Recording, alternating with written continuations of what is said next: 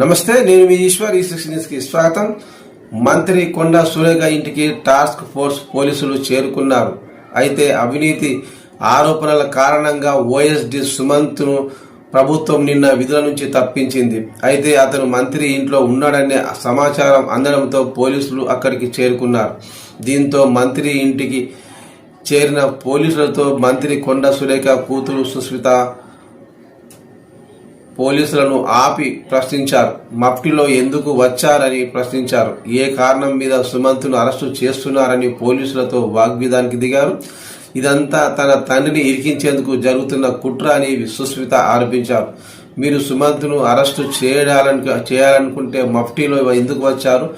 Police డ్రెస్లో రావచ్చు కదా అని ప్రశ్నించినట్టు సమాచారం.